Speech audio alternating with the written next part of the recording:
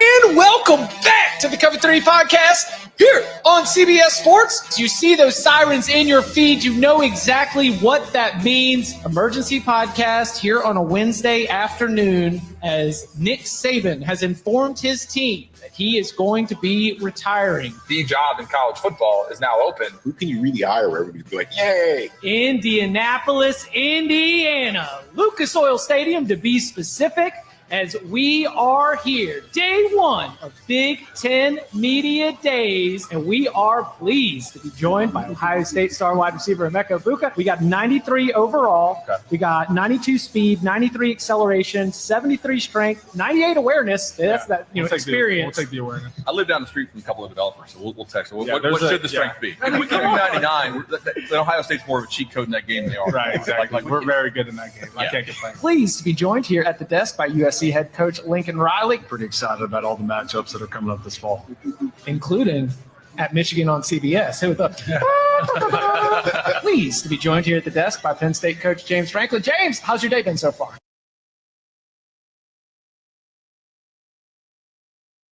The absolute way to announce your arrival to the Big Ten. Do you think the Oregon Ducks will be back on this field on CBS in early December playing for a Big Ten title in their first year?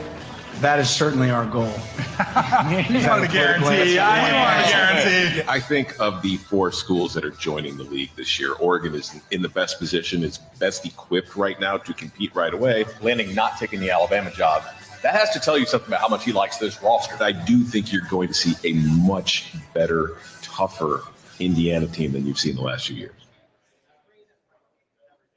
Come back and we find out that the ants got to him. Okay. That's wonders, boys.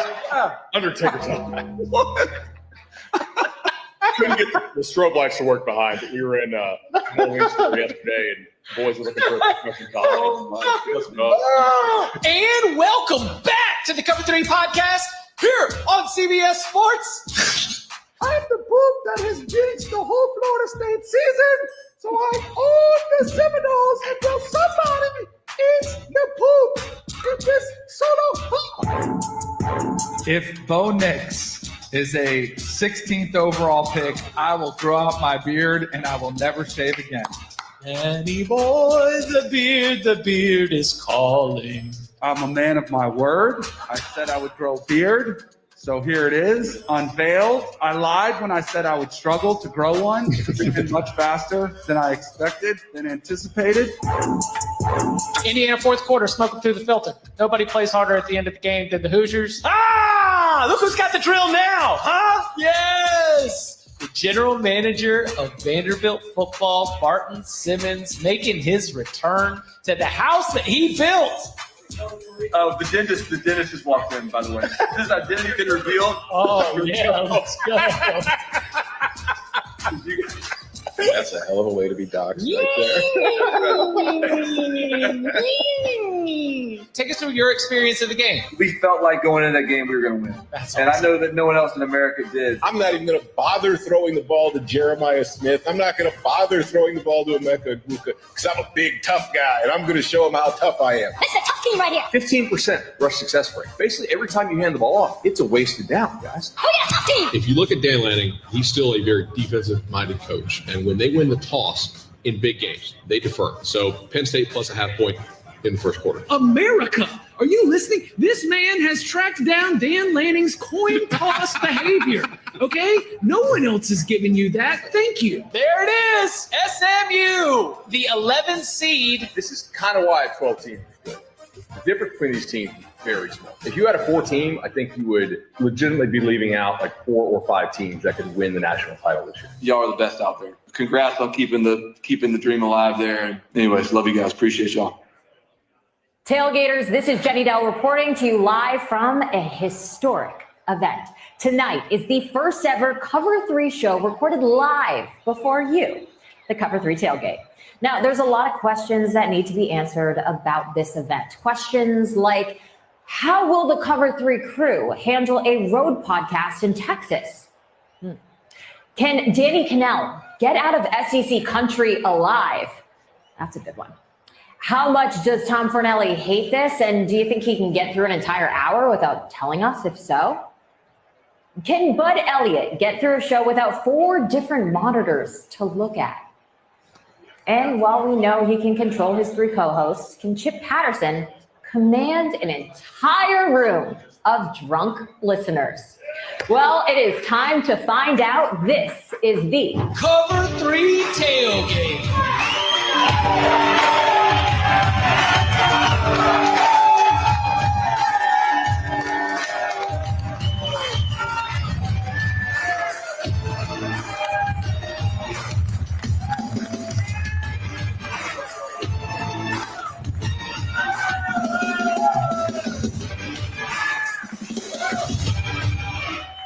And welcome back to the Cover. And welcome back to the Cover 3 Tailgate here on CBS Sports. That's Tom Fornelli. That's Danny Kanell. That's Bud Elliott. I'm Chip Patterson coming to you live from Tannehill's Tavern and Music Hall here in Fort Worth. Woo! And live on YouTube.com/Cover3 and everywhere you get your podcasts on demand. Thanks for hanging out. Smash that subscribe. Smash that like and comment. Join us in the chat, a.k.a. Let's go! Yeah. Listen, man, thank y'all so much. This is bananas outside because you set this thing up and you're like, oh, man, we're so excited. So many people join us live all the time. But who's going to come through all the slush? You all are. And so please, we've got incredible merch. We've got lots of swag bags, goodie bags. Grab it all because y'all are the lucky few. Y'all are the VIPs, and y'all get to brag to everybody else that's having FOMO right now. They might be 45 minutes away, 4 hours away, 4 days away. I don't know, but they ain't here like you are for the history that is being made tonight. Tom, how are we feeling? I'm feeling great. I'm happy to see everybody here. I'm really excited to do the show, and I'm really excited to watch the game tonight with everybody. DK, you're looking good in the denim. I am. This was a purchase made right here from the Tannehill shop right outside, feeling right at home at Texas. And I do see some Ohio State colors here. This is not a UT hat. This is Tannehill's as a T. So it is, but we'll see with our picks later which way I'm leaning. I just wanted to make sure that was a disclaimer. So everybody's included, including Ohio State Buckeyes. Bud, are we locked in? Are we ready to get sick tonight? We got to get sick, man. Let's do this thing. Okay, all right. So here's a little bit of the run of show. Let y'all know how this is going to go. We are going to give y'all some of the same things that you get from an awesome Cover 3 podcast, especially on a night where we're going to get to all hang out together and watch the Orange Bowl. On a night that is the night before the Cotton Bowl semifinal, that massive game between the Texas Longhorns and the Ohio State Buckeyes. I got a horns down in the back. Let's go. Wow, a lot of horns down. So we'll be doing some big game breakdown. We'll, of course, be hitting you with some locks. We're going to prop it up even more. And at the end of the night, I know I've been talking to some of y'all. Those of you got here early, got to at least drop the bug in your ear. But if not, start plotting because we're going to have a little AMA. We got a microphone over here. We got a camera to be able to also, if you want to be famous tonight, asking a big question, little Q&A at the end of the night. We'll also do some audience interaction all through the entire evening because, again, our appreciation for y'all cannot be put into words. So, gentlemen, y'all want to actually start with some talk about some football? Let's do it. I suppose. Okay, all right. Oh, I thought we were going to talk about Drew Aller on a yacht today in Miami. what? Have you seen that making the rounds? There was a lot of internet sleuths there. Somebody saw Drew Aller on a yacht today in Miami. Oh, he's going pro. Oh, yeah. That's true. He's already checked out if he was on the boat. I think it was his doppelganger. I don't think he was on the yacht. And to be fair, there are a lot of broccoli boys out there. You know, like he's got like that lettuce up top, you know, like that kind of haircut that's really like trendy right now. And Drew, when I was first informed about what broccoli boys was, that was my first reference. I was like, oh, Drew Aller. That guy's a total broccli boy. Totally. Hey, what do you think we get, Danny? What do you think we get from Drew Aller tonight, going up against a Notre Dame defense that, you know, we knew that it was going to be interesting to see how they adjust after losing Riley Mills, their best interior defensive player. I think they did a good job, but you're going to Gunnar Stockton to Drew Aller, a team that can't run the ball, to a team that runs the ball very well. How do you think Aller is going to fare tonight against the Irish? I think both quarterbacks are going to struggle. I think it's the difference in the game is probably going to be Riley Leonard making some plays with his legs if he can, and Drew Aller connecting once or twice for a big play, either to Tyler Warren or Wallace or one of his receivers that steps up and make a big play. You mentioned Gunnar Stockton. The play of the game was right before half when they tried to get some points with 30 seconds left, and they strip-sacked him and got in great field position, and it was right there. So both of these quarterbacks against these defenses, they're not known for being prolific passers as it is. I think it's going to be who manages the emotion of the moment, who protects the football the most, and who steps up and makes those one or two plays that are going to be the difference in this hard-fought game. So I think it's going to be a defensive bloodbath, and it'll be the difference is one or two big plays. I mean, I think if you look at the first two games Penn State's played, we haven't really seen Drew Eller do much of anything to this point. You could say the offense has turned in not exactly. Although the throw he made to Tyler Warren early in the Boise State game was pretty phenomenal. It was a nice throw. It was. But I'm saying overall, like you go back to the SMU game, and yes, it was really cold. It was really windy. Nobody was going to have a great day out there. He certainly didn't. And then you go back to last week, they were taking a lot of shots deep because they clearly did not have a whole hell of a lot of respect for Boise's corners, but they weren't really connecting on any of them except for the one to Tyler Warren. So he's going up against, I would argue, the best defense he's seen so far in the playoff to this point, and it's going to be interesting to see if the guy that, you know, people are talking about, maybe he said he's coming back, but maybe he'll go to the NFL draft because NFL scouts like him. I think a lot of what happens tonight will dictate that decision for him. I think a couple things to watch. Like, we kind of speculate, would they use Watts on Tyler Warren? And I think he could probably cover him. But, Xavier Watts. Yeah, one of the best safeties in the country. But, I mean, do you want to have him just doing that? Like, the guy is so versatile. He does so many different things for that defense. I had a guy tell me he thinks they're asking to play Jaden Osbury, the kid they got. His dad used to work at LSU, and they had that whole thing go on there, so he ends up at Notre Dame. Like, they like him. That whole thing. Yeah. We're live. I don't really know what we want to call that, but that whatever that was. Or I don't know the resolution to that. So have Osbury, you know, kind of play Warren more and then play some of that two bracket stuff so you can still move Watts around. But not a lot of people have put hands on Warren very well this year. Like, and I think Osbury's got a little more size to him. So maybe if they, you know, try to like actually, you know, press him a little bit more. And I think for Drew, like, we know what the metrics say. Like, Notre Dame plays so much man coverage, but they do disguise it pretty well. Like it's, I don't know, like whoever's scoring this for PFF, like how can you tell if it's like man or like, you know, kind of man match stuff that converts pretty well. Like, how quickly can they figure out like what they're in? I thought Notre Dame disguises pretty well while still keeping guys like pretty active in the run fit, you know, and like how quickly can they figure this out? Because Kotelnicki, if he knows what they're going to do, there's kind of some Lincoln Riley there to, you're really kind of like, okay, like that's how you make the safeties look just like jerks, right? And they're wide open, but how quickly can they get to that? All right, we are going to, if you've got game-specific questions about this one, we'll open that up in a little bit, but I just want to do just like let's just play the who you got game, okay? Just if we could do hands, we could do cheers. Cheers would be more fun. Riley Leonard versus Drew Aller. Who would you rather have? Let me hear it for Drew Aller. Yeah. All right, now let me hear it for Riley Leonard. Okay. Wow. It's tight. It feels like it's split, which I think is probably what you would expect. Who would you rather have, Tom? What kind of offense am I running? Does it involve throwing the football? If it involves throwing the football, I'll take Drew Aller. If I'm just running an option, give me Riley Leonard. What about the offense they're in? Like, who do you think has a better game tonight? I think if you look at Riley Leonard's legs, I think Notre Dame's going to have to lean on them to give themselves a chance to win the game. So I think statistically, you could argue Riley Leonard's going to have the better game, but I think Drew Aller might make the bigger play. Okay. All right. What about for Notre Dame defensively? Who are you looking at, Tom? I'm looking at the interior of that defensive line and how they replaced Riley Mills, because we've talked about it. Last week against Georgia, you didn't have Mills, who's been your best interior defender all year long. He brings a lot of interior pressure against the pass. He's been excellent against the run, but you were facing a Georgia team that can't run, and with a quarterback who was making his literal first career start. Yeah. So they were trying to lean on the run. They couldn't run. They haven't been able to run all season long. So it wasn't really a problem for Notre Dame last week.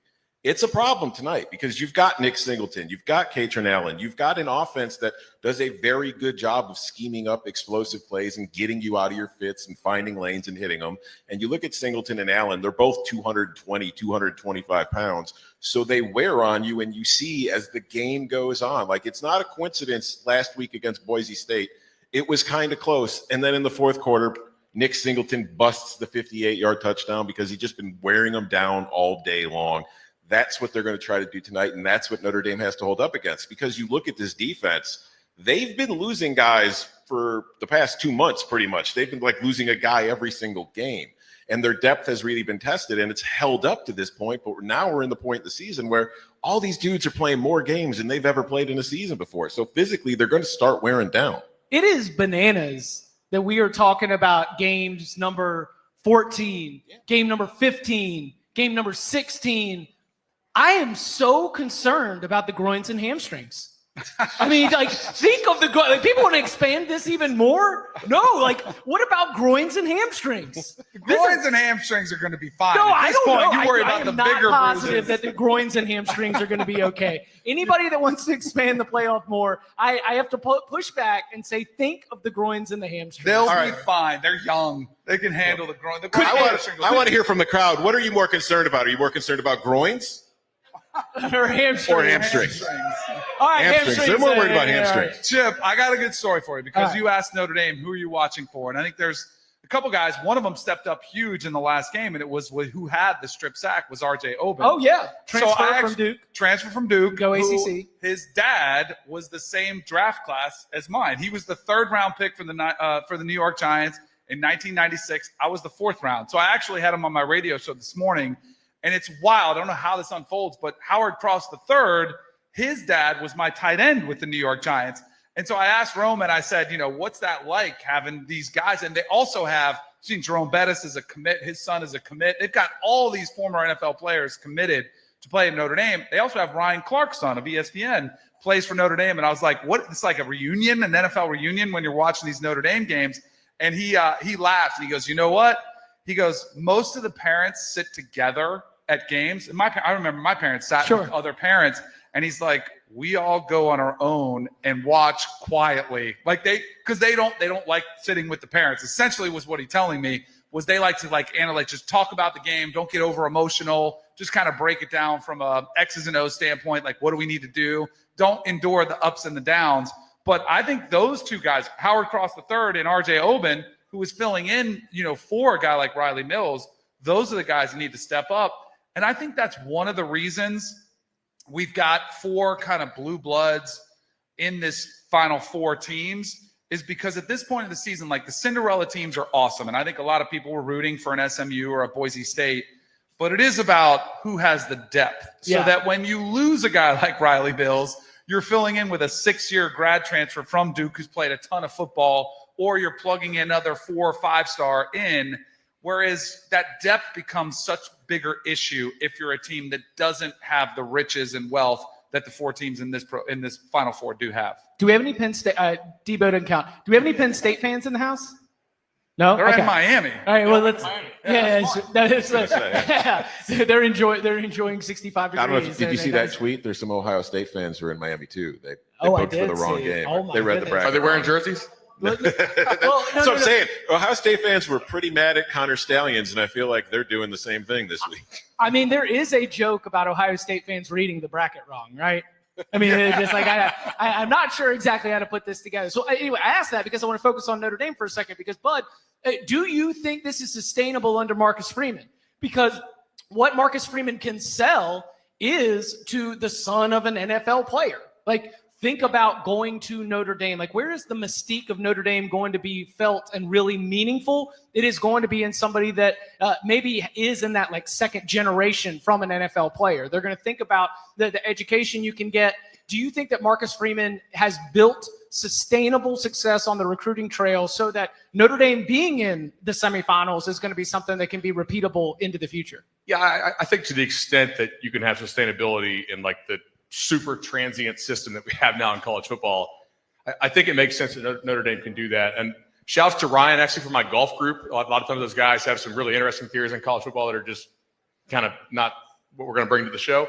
He's like, hey, do you think that Notre Dame is like extra sustainable because it's like really good culture? A lot of kids come in there, care about like the education, like the 40-year decision and maybe some of the tradition stuff. Like maybe they get a discount or maybe they're not having a guy lose for, like maybe he's not hitting the portal over 20,000 extra. Like, do you think Notre Dame maybe gets a little more continuity roster-wise year to year? And like that actually has borne out so far. Like they have not had a whole lot of guys bounce from that program and transfer out, but they have had some success bringing some guys in who fit their culture. So I mean, look, you got Denbrock and Al Golden, who's had like a total glow up there after going to the Lions. And I thought Miami screwed Al Golden. Like they straight up lied to him about what the sanctions were going to be. If you guys want to remember, like 15 years ago, and he gets there like, oh yeah, surprise, Nevin Shapiro was actually doing all this stuff. So hey, Nevin Shapiro's out of jail. Got pardoned. Yeah, hey, he's out. That's and right. Carson Beck's in the transfer portal. Connect the dots. Yeah, do the math. Hey. Wait, was Carson Beck on the yacht with Drew?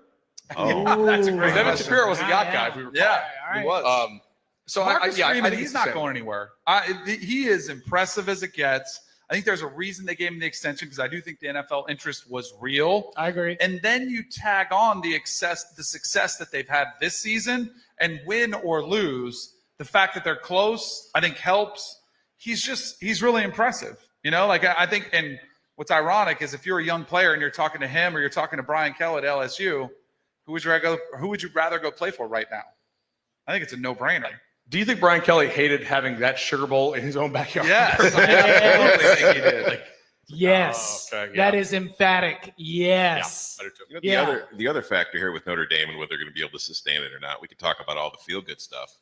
They're the only school that doesn't have to split their playoff money. They'll be able to sustain it because they've got the money to spend. If they make the final, I got the stat for you right here because I was onto this today. If they've already made 14. If they make the final, they get $20 million plus $3 million per round for expenses. So, I mean, who knows how much they're spending of that. And they get to keep every single penny. If Ohio State, who is the favorite, if they make the national championship, their take home is $1.1 million because they have to share it with the rest of the Big Ten. Mm-hmm. So Notre Dame has kind of figured out, they have hacked the college football playoff system by being in the position where they have stood steadfast and said, we want to be independent. We don't care. If you guys, those home games and those buys, those are cute. We'll go ahead and pass on those. We don't mind. We'll go ahead and take it. And they're probably, if they continue the success, they're going to get a home playoff game, which is awesome. We saw that atmosphere. And they get to collect every penny as well as dip into multiple TV networks who are all paying them. They have hacked the system. Do you think, and we'll have a locks portion to, again, get into our picks, our props for both of these semifinal games coming up in just a little bit. But do you think that Penn State, Tom, do you think that Penn State will have a shock at all of having the step up in competition? Because this is like, you start off SMU, Boise State, then Notre Dame has gone Indiana and Georgia. Early in the game, are you looking for something from Penn State in terms of what we're doing with the level up? No, I mean, I think if you're Penn State, you just played Oregon a few weeks ago in the Big Ten Championship. You played Ohio State during the regular season. Played them both close. Yeah, and I don't think, I mean, yeah, if you're asking me if this is a tougher test than what they've faced so far, then hell yes, it's a very much a tougher test. But I think that this is a team, they've been through this. Like, now, can they win the game? That's been the big thing about James Franklin his entire time at Penn State, the Big Game James moniker. So I think that they have to overcome that. But I think as far as physicality and just the class of opponent that they're facing, this is nothing new for Penn State. Bud, what are you looking for from Penn State? What do you think is like, what's the bread and butter here for Penn State? Outside of Tyler Warren being the best tight end in America, thank you, all the Mackey Award winner futures. Thank you for voting for Tyler. Okay, yeah. Sorry for all your Herald fans. Like we love Bowling Green, obviously, but game's a game. Game's the game on that one. Game's a game. So my buddy texted me this morning. He's like, hey, I'm pretty sure I saw Abdul Carter like just hanging out in the hotel lobby, not with the team. So this is kind of weird if that's actually him. And he's not a Penn State fan, so he may not have been him. But if I'm Notre Dame, I'm trying to find out like early and often. like how healthy is this guy? Was that a shoulder like we think it is, or was it an upper body injury or whatever you want to call it? Like, how's he like in run defense? Because Notre Dame runs a lot of off tackle, so they really can't hide him in those looks. So I think early on you'll probably see a whole lot of that. On the flip side, like Jeremiah Love, is he going to play? I know we all bet his unders because thinking like probably not, or decoy, or maybe catching the ball only if he's actually going to maybe some pass pro stuff. But I think a lot of off tackle early on from Notre Dame to just like to see if that shoulder or whatever that upper body injury is for Carter can hold up. And if he can't, then can he pass rush, or can he just like play some kind of spy technique, because he's got some real juice running around. Yeah. So obviously like you're a little more scared of Leonard's legs than you are his arm. So can you tackle like this? Right, yeah, exactly. Like, just sort of like lean into him just a little Bud's bit. point, though, I think even if he was healthy, I sometimes like when a team who's primarily a pass rusher, he's quick, you run right at him, you like get him on his heels, and that can be dicey because if you run at him, he stands up, then all of a sudden you're looking at 3rd and long, and that's where he tees off. But I think this type, because what you're talking about, they want to test him, so I wouldn't be surprised if they go right at him early. But I think he's going to play, and I think he's going to play well. I think you get shot up, you do whatever you have to do to go. It's the college. There are 2 games away from a national championship, something they haven't had since 1986. He's aware of it. He's been posting all this stuff on X. I think he's going to play, and I think he's going to play well. What's interesting to me is I think he's going to play. I just wonder how Penn State's going to want to use him. Because with that shoulder injury, we're all assuming it's the left shoulder based on what we saw last week when they were playing.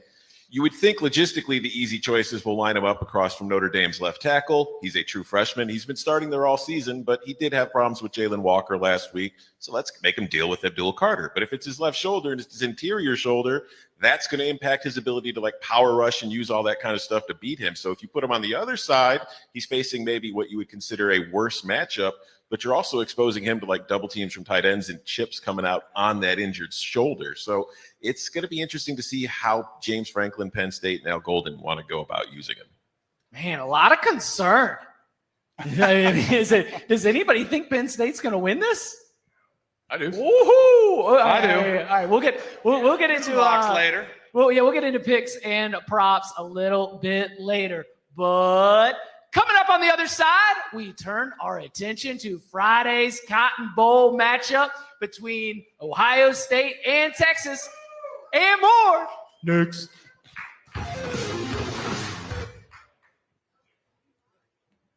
What's up, boys? Checking in. Barton Simmons here. Congratulations on the live show. Listen, best known here as the undefeated locks champion. Never lost a season in locks, and they won't let me bet anymore. So in honor of your show tonight, I'm going to send you a couple L's for old time's sake. So Tom, I know what you love, which is unders. I know what you hate, which is points. So I'm sorry that we had to drop a 40 spot on Alabama this year. But blue chip ratio Bud Elliott, big brain Bud. I am sorry that 2 of your 16 blue chip ratio teams took an L to Vanderbilt. You can't put Vanderbilt football in your calculator, Bud. You can't do it. And finally, for Chip Patterson and the great Danny Kanell, I'm sorry that your conference, the ACC, had to go down to Birmingham and Nashville, respectively, and take 2 L's. 2-0 against the ACC. Sorry for you. Yeah, that was awesome. God, love hearing from Barton Simmons. For those of you who might not have been around, he was part of the very first episode of the Cover 3 podcast was the 24/7 Sports College Football podcast, and he was talking about some player that he had just seen at a camp named Tua Tagovailoa, and we could not pronounce his name. But he swore that this guy was going to be something special. And all these years later, which I guess at this point is almost like 7, 8, 9 years later, still part of the family. So, yeah, we appreciate Barton for chiming in on that. All right. Any questions from the tailgate? Ooh.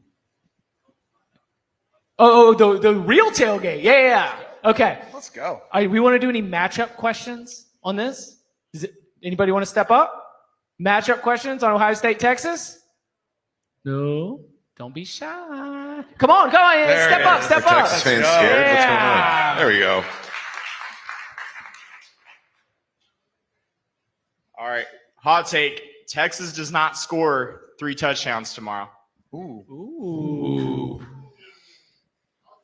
What's their team total? Well, it was 23.5. You bet it with us on Tuesday, but now it's 23. No, does not score 3 touchdowns.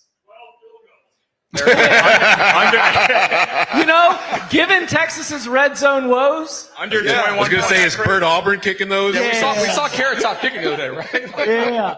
I like that. I like that take a lot. That seems like a fair number. Did you came up with, what's your name?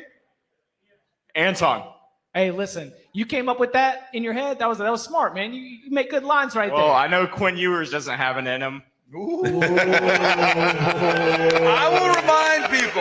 will remind people, as I think the only person on here has given Texas a chance in this game. Quinn Ewers, he did it the first year as a first-year start against Alabama at home. He was tearing him up before he got hurt. Fair. Then he did it in Tuscaloosa. Remember the beautiful ball to Xavier Worthy, the touchdown, 1 of 3. And then he did it earlier this year against Michigan on the road. He looked like a number 1 overall pick. Then he got hurt. He had the 4th and 13 throw against Arizona State. He has a track record of being able to step up to the moment, but this year it's been like this, right? It's been a roller coaster. If they want to score 3 touchdowns, if they want to keep this close, you have to get the best version, the gamer version, which a couple of his teammates were bringing up, saying, hey, don't forget about Xavier Worthy. Some of his former teammates, wasn't it Trayshawn Holden? Trayshawn Holden. Yeah, was saying this guy can step up to the plate. He's going to have to do it if they want to get 3 touchdowns. I like that take. I appreciate it, man. Thank you so much. One other thing is if Arch Manning plays, then they score 3 touchdowns. But if Quinn plays, that is a great take. Who do we think? Because we did not see Arch in the last round. Nope. No. Do we think we see him in this round? Hell yeah. There you go. Mixed? No. He's going to be in the red zone package. He has I to. think he plays a little bit. I think they sprinkle him in. He absolutely I think has he plays. to. Bud, do you buy the Quinn Ewers clutch gene? He hates Quinn Ewers. Yeah, he does. He's a hater. I like the Baylor kid better. Based on this Whoa. year. Sawyer Robertson. Mike Leach was right on Sawyer Robertson. He died. He wasn't around to see it. Unfortunately, it was RIP a Pirate. RIP me. But he ended up being right. Do you think that's his biggest regret is that he wasn't alive to see Sawyer Robertson? Oh, man. I was watching that Mike Leach coffee, how to drink coffee video this morning. He's like, black, so you don't think, trick yourself into this is good. You sip it. Yeah, I put it down 1 sip at a time. Yeah. It gets the job done. I think he's really good at what he does, and clearly he audible to that. And Arizona State ran a really similar blitz in the second quarter and got home on it and hit him like a drive killer. And he saw it and he deserves credit for that. But I think that is he actually going to go pro or is he going to transfer out? If he was playing as well as he was hyped up to be and if he had stayed healthy, I think Tom's been honest the whole year. I don't think that guy's totally healthy. I think he's trying to gut through it and deserves credit, but I don't think he's amazing this year. So far, he's a lot of those rainbow they're pretty, but he doesn't drive the ball real well. But some of that's got to be health. That's true. Very much. A lot of it is health. I think they just need Sark's got to be in his bag. Yeah. And they probably need Ohio State to come back down to earth. If Ohio State just continues to play like that, does it really matter? But I think Texas has enough athletes to where if Ohio State just doesn't play 100% perfect, there's not a whole lot of teams out there they could go get them. I think Texas has that gear they could shift into if they go get them. What's been the best game that Texas has played this year? Michigan first half. Yeah, because they didn't even play in the second half. They didn't cover the second half, yeah. We talked about this we did a hit with CBS Sports HQ, and it might have been Florida. They looked perfect, but Florida was not playing DJ Lagway. They didn't have a bunch of guys. They didn't have their starting running back. So that game was impressive. But they have not put together. They've been underwhelming all season long, and I just wonder if they can step up to the challenge because it feels like they've played down to their competition a lot of times throughout the majority of the season. Against Michigan, they played up because they thought Michigan was going to be, better than they were at the end of the season. But they're going to have to play up to the level of competition they're going to see against Ohio State, or else it could get ugly. I thought A&M game was good too. Like there was a lot They of played the game they needed to play to win that game in that setting in College Station. They ran the ball. They didn't put it all on Quinn. I think Bud said it earlier in the pre-show that the first quarter, handling that initial Ohio State onslaught is going to be crucial, because if they do get down 14, or like everybody else has, then all of a sudden that defense is playing with so much confidence. You're running for your life. You're kind of having to throw more than you want to. Then it could get sideways. So I think it is dealing with that first quarter, like Oregon went down. I mean, everybody they face have gone down. If they can just not give up the big plays early, then I think you're like, okay, we survived that. We can hang with this team, and then they can make it kind of the game they want to see unfold, which I think is a little more defensive dominated. I think the most interesting part of this game will be Texas's defensive line and how they're able to play and perform, because I'm on the record. I think it's the best defensive line in the country. And I think if you look at Ohio State and how they've played this year, the offensive line, through all the injuries that they've had, they were horrible for a while replacing those guys. But these last few weeks, as they've gotten late into the season, ever since losing that Michigan game, the offensive line's been playing great. Well, maybe not great, but playing very well. But against Michigan, it's a team that has very good players on its defensive line. That offensive line got abused. That's one of the biggest reasons why they lost that game.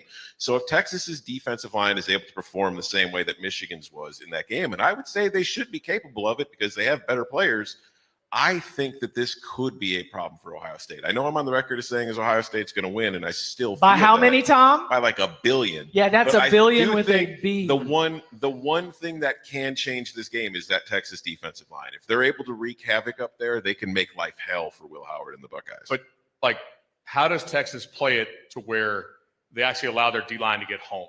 I think like the last 2 rounds, Ohio State's done a great job with Chip Kelly of just like balls out quick. If you watch that Oregon game, like go watch it back.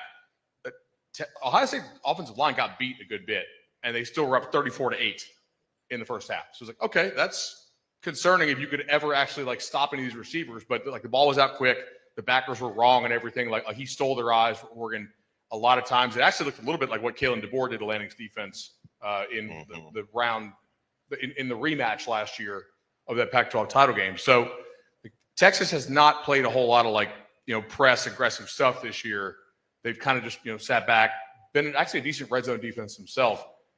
Are they going to try to do that, or are they going to like really force the issue here? I don't know what you want to do there, but you got to like allow your D-line to get home. And if the ball's out super quick, you got to find another example. Like Georgia did the best job of this against Texas, I thought, of just like, hey, your screens, like we're more physical than your receivers like that. Can they put hands on those Ohio State receivers?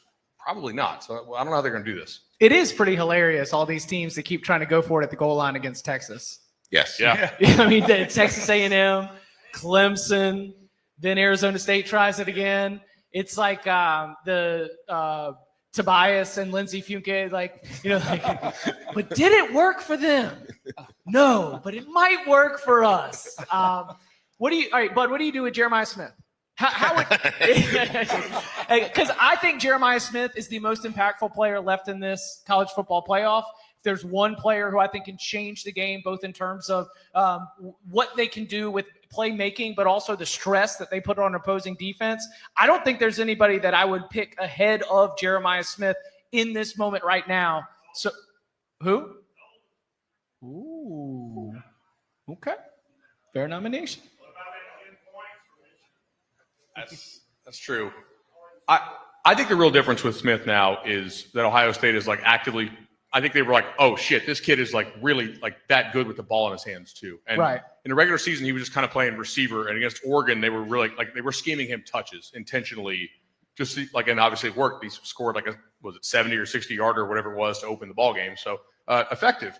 I think if I'm Texas, I'm probably trying to play a lot more zone, making this kid like work with his mind. And he's not dumb. I mean, like obviously he's played a lot of football already this year.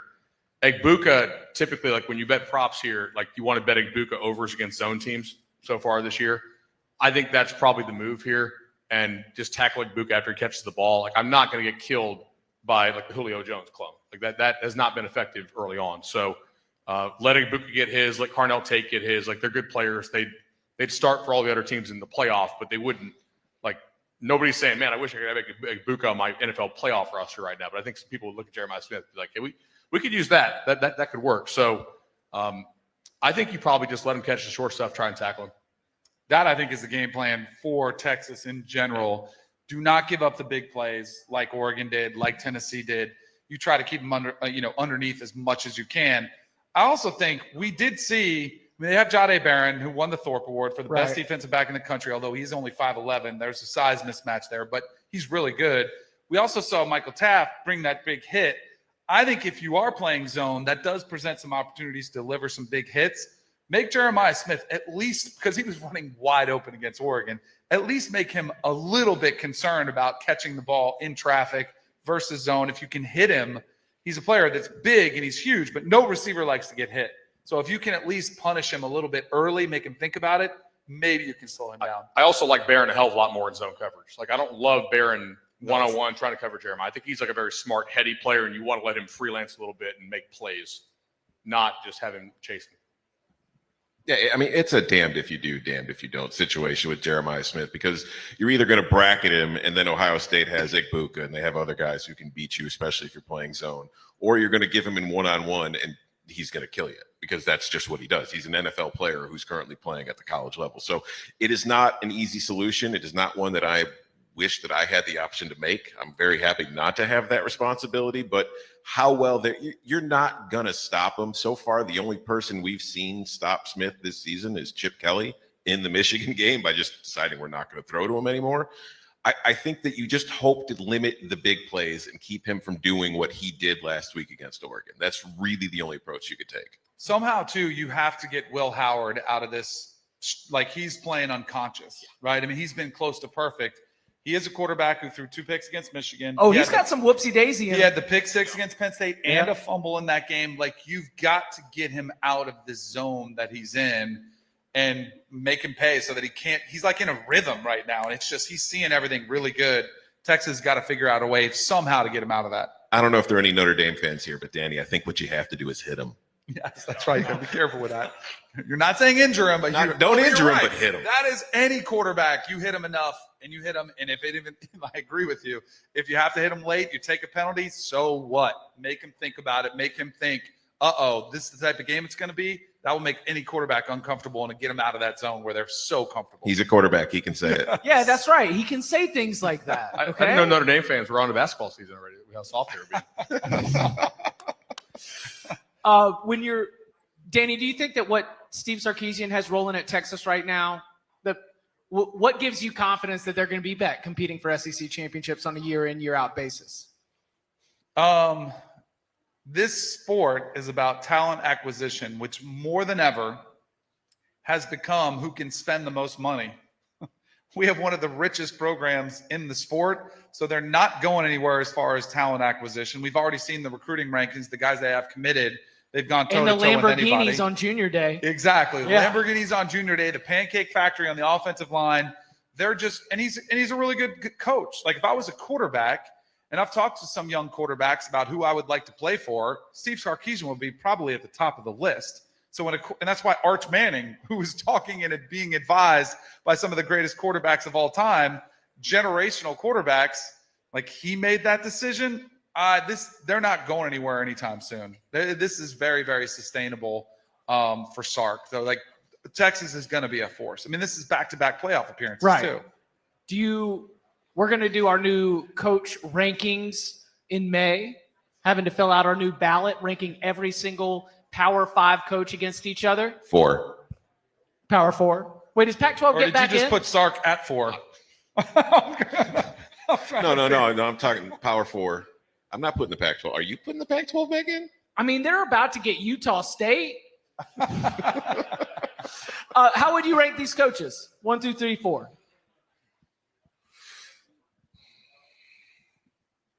Who wants to go first? Like, is this year-round ranking or like just game day only? You are year-round, right? Hey, let's do a callback. Like, is this like recruit? Who do you want to play for, or who do you want in a game? Like, you are the athletic director of DK State, and you have to put together your wish list of these are going to be the coaches that we interview. This is going to be the order that we have when it comes to make our offer, because of course no offers are made until a job is accepted. But what's your order? Sark, 1. Marcus Freeman, okay, Ryan Day because I'm offensive minded, and James Franklin fourth.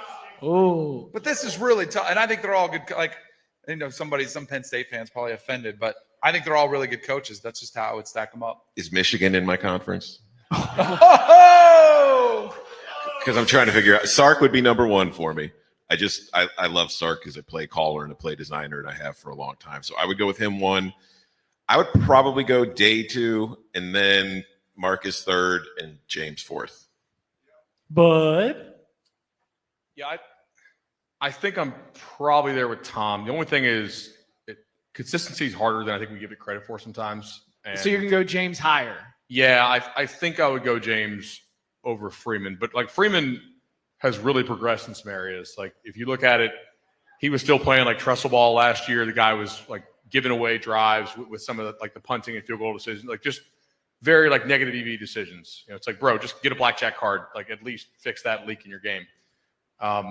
And this year, like, he's totally flipped. He's like one of like the most like efficient guys in the country as far as making the right decisions. So yeah, like having didn't he hire like a nerd though? And he's 38, as James Franklin pointed out. Yeah. So he did hire a nerd. Yeah. He hired like a PFF guy, and now he knows how to do on fourth down. He had 11 players on the field for all the important plays. That was important. That's a good He thing. outcoached Kirby Smart. Yes. Yeah. He knew the rules better than Kirby, apparently, because Kirby didn't think you could do it. Kirby's just too tight with the with the rules official, I guess. All right, we got some questions. Is this from the tailgate that's watching along live at youtube.com/cover3? This is our producer, Mikey, by the way. Yeah, shout out to Mikey Mormile. Everybody give it up. Yeah. Government name there, Chip. Thank you for that. All right, first question. Everyone in the chat wants to know what you guys are drinking. Water. No free ads, right? Yeah, water. Water. Bud's got his water in a Shinerbach. It's new Shinerbach water. And then the second question, Jeremiah Smith, over under 100 receiving yards. You got to bet under. Yeah, just from a value standpoint. No, I learned my lesson, okay? Because when you put your hand on the stove and the stove burns you, you don't go right back. And when you bet under 70.5 receiving yards in the quarterfinal and he's eclipsed it by the end of 12 minutes of gameplay, you don't go back and bet under again. I'm under with Bud. I'm over. I wouldn't have done this when it opened at like 84, but 100 is. It's a little ridiculous. Like at some point, you just got to hold your nose and bet it. Yeah, no, I'm going to go over on that. Like, look, otherwise. Can I get some alts? Can I would get like much 150? Yeah, right. Like I would rather bet like Jeremiah Smith to score like 3 touchdowns or 2 plus than bet over 100. By the way, like I want the upside on it, and you're probably not getting 100 plus without multiple explosives. Yeah. I need another water up here, so I don't know if Debo or Mikey could help me out with another water. Another Texas water? Yeah, exactly. Need a ranch little bit. water. Yeah, DK needs another Texas water out here. All right, one last question here before we hit another break and then enter into the locks. Very, very, like, overall, because we've already like ranked the coaches, everybody's in on Sark. Who is the one under the radar player that you think can change Ohio State, Texas? G. Scott. I just think Texas has had trouble Ohio defending State tight tight ends ends all for season reference. long. Yeah. I think we're going to have to see a big game from G. Scott tonight or tomorrow. We're picking Ohio State guys here. I feel like it's got to be a Texas guy who can change the outcome, like with the expected outcome. Well, then I'll go with Makuba. But we already bet over on G. Scott, so I agree with you. But yeah. I would say Cam Williams, Texas right tackle. He has to play. Yeah, like if he's actually going to be good to go, I think that could be pretty important. Danny? Isaiah Bond is the other one. Yeah. Like I do think if he's actually like healthy and good to go, like if he can somehow get there, like I think he's the best receiver. I wanted to say Wisner, but I don't know if they're going to have much like from a run, like keeping the ball away. I think Jadon Blue could have a good game. I think he could. Why do you like Blue over Wisner? Because he's got so Wisner obviously gets more of the carries, but I feel like I see more of the explosive runs, like when he does finally hit that hole, gets a break, and he's able to just sort of make one cut and go. And it is going to be so important for Texas, I think, to not sweat over these red zone plays. I mean, you just don't want it with all the struggles that they've had with Carrot Top not being able to make kicks. I mean, you would just so much rather score touchdowns from 30 yards. All of a sudden, you don't want to pucker up like that. Like, let's just score from 30 yards out and be good. Explosive plays are going to be big. I feel like blue gives us a little bit more explosivity there. I got one for you. All right. Jeremiah Smith isn't the only freshman in this game. Colin Simmons. Colin Simmons. That is somebody who can have an impact on this game. We talked about harassing Will Howard. He's been one of the best. I mean, if there was a, offense would be Ryan Williams or Jeremiah Smith, you'd probably make the case for JJ there. But Colin Simmons has been a game wrecker for Texas. And doesn't he just kind of take your breath away sometimes? Yeah. You're like, he's got the closing speed of a predatory cat. And you're like, oh God, just like, hey, my heavens. And you shouldn't be that good that early in your college career. And to your point about Steve Sarkisian and player acquisition, he does it so well in terms of not just loading up on 5-stars and spending a bunch of money, because a lot of teams load up on 5-stars, spend a bunch of money, and don't make the college football playoff semifinals. It is like finding those uniquely special players that we are going to invest, not just the money, but like the time, the resources. Like, this is somebody we have to have on our team, and he's done a great job of that. Like, if you could be inside like the Texas meeting room, like when they're watching Ohio State kill Oregon 34-8 in the first half, and they just struggle with Arizona State. Like, where do you think they think Ohio State's gettable? Because I would think like the 2 tackles that Oregon got pressure on, if it didn't matter. But do you think like there's any part of Texas sitting there and be like, yeah, like NIL, whatever. I'm sorry. You guys came back to college for a reason at corner. Like, you're not that damn good. Oregon ate you the first time. Like, we're gettable with some of those balls over the top and like run under it type stuff. If that's how you're going to play it. I'm kind of curious. So like the Evan Stewart plan. Ohio State's playing a different style of defense post the Oregon game. Like, they're playing a lot more like 3 safety looks. They move downs differently, but they look like an unbeatable juggernaut. But I'm kind of curious, like, if you're in that meeting, like, where do they think they can get them? I think it's both lines of scrimmage to me. Okay. Ohio State D line is gettable. I think that you have to be, being Texas, if Kelvin Banks is out there, if Cam Williams is out there, if everybody's healthy, you have to at least say, we can give Ohio State's defensive front the best offensive line to have to deal with, the physicality, the tenacity. You combine that with Steve Sarkisian and the way he's going to try to catch you off balance, get you running side to side, and maybe wear you down over the course of the game.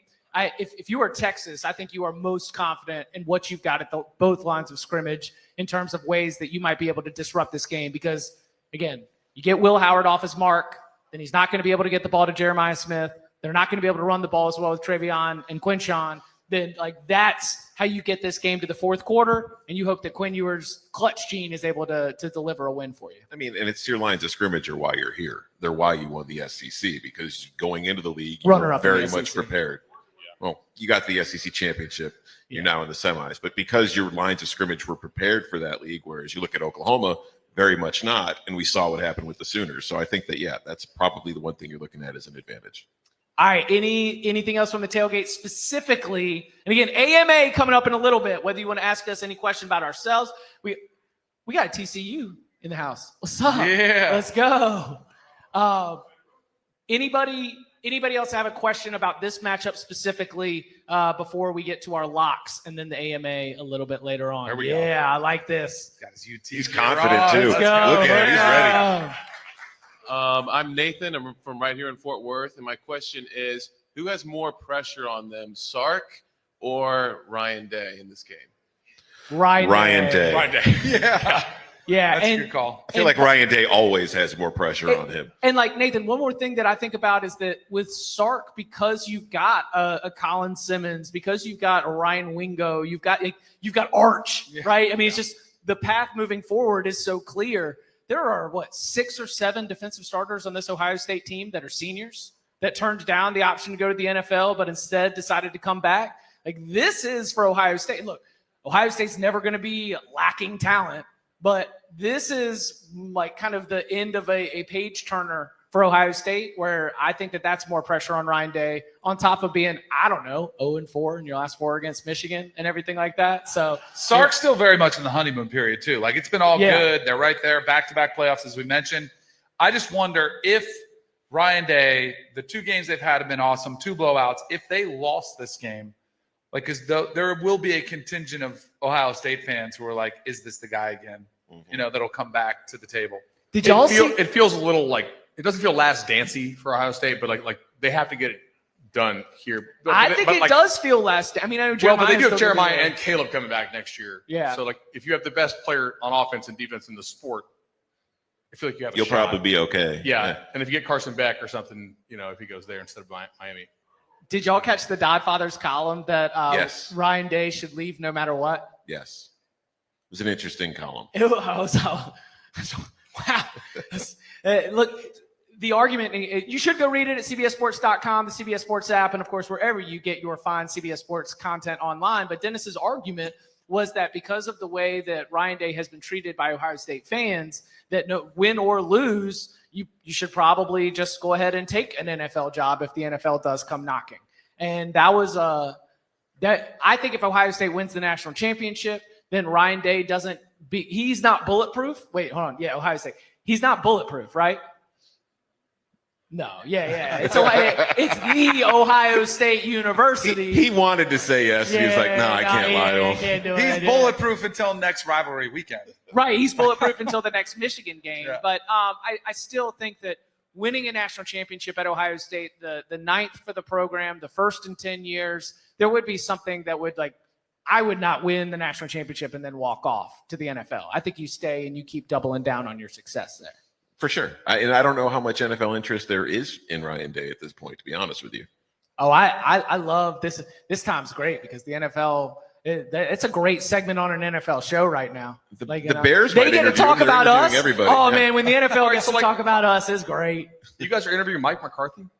No, the Cowboys wouldn't let us. I thought he wasn't a good coach. Cowboys were scared to let the Bears interview Mike McCarthy. Yeah, no, thank you. No, thank you. He's yours. Love him. All right, Mikey, we got another question from the tailgate. Those watching at youtube.com/cover3, we appreciate y'all as well. Wish you were here with all the VIPs in the house and the tailgate, but glad you're tuning in as well. Yeah, give it up for yourselves. All right, so Lucid Gaming wants to know whose running backs will combine for more yards, Ohio State or Penn State? I'm going to go Penn State. I don't think that Ohio State's going to really be able to run the ball all that well against this Texas defense. I did have bet a little bit of Henderson stuff this week, like as far as the ladder. So I'm going to go Ohio State. I think can't impact it now. No, I'm right. No, yeah, I'm just saying. Like, I think the obvious answer is Penn State, just because they are probably going to run the ball more. But it wouldn't shock me to see Henderson go nuts. Like that kid's different. Well, they've been hitting him on the wheel route too, yeah. With like all the passes to the side to be able to get him open in the Ohio State can't really run the ball between tackles very well right now. But they've done a nice job of changing up what they run. Like, right. I don't think they kept all this stuff secret just because they're trying to sit on it and just like play possum like Michigan did a lot of the season last year. I think they're like, shit, we got to actually change some stuff up because we really can't block like Michigan ate our lunch. So we need to really change what we do, and it's been effective through the last 8 quarters. What, Danny? I'm trying to do some math here. I'm looking at I'm looking at the props to see what the They're lines really are. close, though. That was a great question because I think they are really close. I think combined yards for the Ohio State backs is around 104. Look at that Florida State education pulling through. And then for the other game, I think it was under that. But I do like Penn State to win that game. So I'll say Penn State. I'll say Singleton. Penn State backs. Okay. All right. Another question from the VIPs. Good Tailgate in the house. Tannehill from Forward, Texas, living in Austin. How much do you think Steve Sarkisian attacks Caleb Downs in cover 2, given the results from the Alabama game last year? And how much is Will Howard's previous history against Texas in his head? Ooh. Because Will Howard had that interception, right? Where Will Howard's falling backwards and he just kind of YOLOs it in overtime, throwing it. Yeah, Texas fans remember. Yeah. 0-3? 0-3. Shit, okay. That's a great X factor. I don't know if I want to attack Caleb Downs. I think Caleb Downs has gotten better, if that's possible. I mean, he was like freshman to sophomore year. I think I think he has gotten better. I also think the way that Knowles uses him in that defense is, I don't want to say better than the way Alabama used, but I think it fits him better. Well, it fits what they need because they bring him down for run support. Mm-hmm. I think they'll try to move him a lot. Yes. Like, and he's a very aggressive guy. I think you can make him wrong at times. Ooh. Like, I because he wants to go make the play. I think you got to try to take him out of the fit, especially like as far as like, I don't love him if I'm Texas being like the alley player on some of the screen stuff that Texas will try to run, right? So making him wrong with some of like the pre-snap shifts and motions they like to do is probably got to be a pretty big goal for Texas. Like, do we care about Will Howard? So as far as like his success against or lack of thereof against Texas earlier? Oh, I think it matters. I think it matters. Players are motivated by stuff like that. I will say, There's I think a little bit different personnel. The cast around him is a little different than what he had at Kansas State. Yes, but he could press. I mean, like his ceiling and floor are far apart. I mean, and right now he is like. To your, you keep using this phrase and it's like stuck in my head like glue, and I keep repeating it. But redlining, Ohio State is redlining right now, and Will Howard is playing his best football right now. So yeah, I would be concerned because if those ghosts are there, he's got something in him. Got a question? Yeah. All right, yeah, step on up, yeah. Yeah, let's go. Yeah, let's go. Red Raiders in the house. Big 12. My name is Brandon. Raider power, baby. But my question, it's not so much about Texas, more about Sark. You kind of mentioned on it earlier. So like he's getting these NFL rumors, they're flirting around right now. Teams are interested in interviewing him. Do you think he'd be more likely to leave like after winning a natty and going out on top, and like leaving with the confetti behind him? Or do you think he loses in the semifinal in a heartbreaker? Because my logic is like, if he loses a heartbreaker to Ohio State, he's going to want to come back, right? And avenge that almost, But do you think if he was to leave, like after it, like, I don't know, what are y'all's thoughts on that? Like, what would he be more likely to leave if he wins a natty or like loses a heartbreaker or, I don't think he's leaving. I think he's a college coach. Yeah. I think he realizes, like a lot of coaches do, we were talking about Texas, is it sustainable? This is one of the programs, because I do think there is more parity than ever before. This is one of the programs now where I think you can have an edge. And the NFL, it is built to have parity no matter where you go. You can't outspend anybody else. There's a draft, there's a salary cap, there's free agency. You cannot game the system. I think Texas is one of the few schools, there's probably about 10 of them that still can game the system where he realizes I have an edge. And you can make a lot of money. You live in a great city. It's a great tradition. You're on the close. But I think as far as if they had a natty, if he won a national championship, he's got Arch waiting in the wings. Yeah. Back to back. I don't think he's leaving. I think he's getting a raise, no matter what the outcome is. He just got one last year. I think the price of the bricks going up. Exactly. I tell you what, Bud. Unless like we're being lied to about what they think about Arch, I don't think he's going anywhere this year, regardless of what happens. To be honest, like now, maybe they. Hey, he spent 1 year with the Falcons. It was not covered in glory. No, it wasn't a great season. I think that he could Could he do the Chip Kelly thing long term, where it's like, hey, 7-8 years from now, I'm tired of all like the ancillary stuff that I have to deal with. I just want to call plays. Sure, like I can see guys doing that. I don't think that's going to be next year. I don't think he can trick NFL defenses like he can trick a college defense. But you could trick an NFL owner into a pretty fat contract. That's a good point. Yeah, Jerry. You got a question? Yeah, step on up. 2025 outlook for the following college football teams: South Carolina, Michigan, and Florida State. That's an interesting trio. Nothing really to do with any of them. I'll tell you, he mentioned Michigan, right? Mm-hmm. Michigan, and I was talking to our boy Ross back in the office in Fort Lauderdale. Fort Lauderdale guys that know Ross. He's an obnoxious Michigan fan. But for a season, you didn't need to lay. I mean, aren't those two things tied together? So he's a Michigan fan. Yeah. So he's a Michigan fan, exactly. Ross is great. But for a season that, by all accounts, did not go great, the finish, beating Ohio State, beating Alabama, getting Bryce Underwood, like the outlook next year is we're right back where we want to be. It almost sets it maybe a little bit too high for Sharon Moore in year 2, but I do think there's some positive mojo there. for South Carolina, bringing back Lenora Sellers is huge. I think Illinois is not on the schedule. That's a great point. Think you got to have some pretty strong vibes with that program, even though they did lose. Florida State's probably the biggest unknown and probably the most pressure-packed because of the way the season unfolded, a season that was probably the worst I can remember in my memory in the last 30 years for Florida State. So I think Florida State probably has the most uncertainty, and I know they've done pretty well in the portal, and I still like, and I like Mike Norvell. I think the defensive coordinator hire I like slightly more than the offensive coordinator hire, but I think they probably come in with the most uncertainty as Florida State. Yeah, like I don't think they're going to win the conference or anything like that. I think they'll be better. I mean, it'd be hard not to. Yeah, that's better be good insight there. Yeah. Like some kind of positive regression to the mean in terms of like how many passes were deflected and not intercepted. They were like dead last in the nation in interceptions for a while. That's just not sustainable in like an unlucky way in some ways.